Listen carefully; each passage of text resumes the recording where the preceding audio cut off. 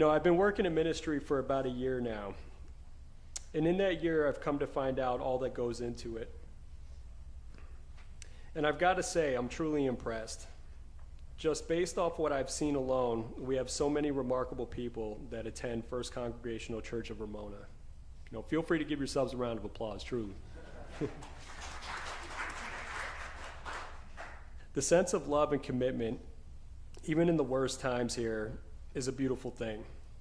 Like a typhoon could hit all of Ramona, destroying everything in its path, and we'd all be like, see you in church on Sunday. Get all the committees together. We got to rebuild. All in all, the church is such a blessing to the people in this community. As some of you know, I didn't grow up in this church. As a matter of fact, I didn't grow up in any church. It's not to say that my parents weren't godly people. They were, but attending church wasn't part of our weekly routine. As a teenager, I went to the holy church of sleeping in late on Sundays. I know what you're thinking. Well, how did you end up here, and why on earth are we letting you teach our Sunday school kids? Don't worry, we're not just back there playing video games, although I think Henry would love that. Yeah, definitely.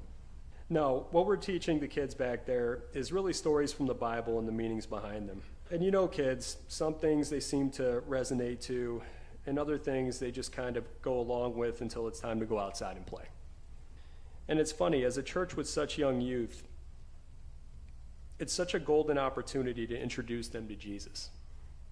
So us, the adult members, as we're back there trying to put everything together and thinking, well, what are we going to be talking about in church this weekend? What's the calendar say? And in all that deciding and all that effort, we hit them with as much knowledge as we possibly can. But for us as leaders, it's not about the time or effort we put into the lessons. It was actually recently I was watching them play, and that everything I just shared started crossing my mind. And I thought to myself, how blessed I've been to be able to experience working here.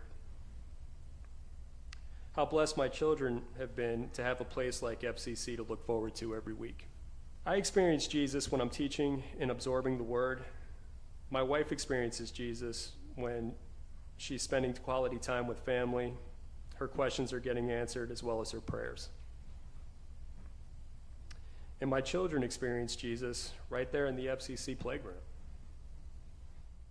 Light destroys darkness. With that, I have a favor to ask everyone. Whether it's this week, next week, or the week after that, when the dark time comes and the devil is being relentless, and his weight is so smothering you can barely retain a godly consciousness, remember this sermon, open your eyes, and don't stop until it brightens everything, because you're never, ever alone. Thank you.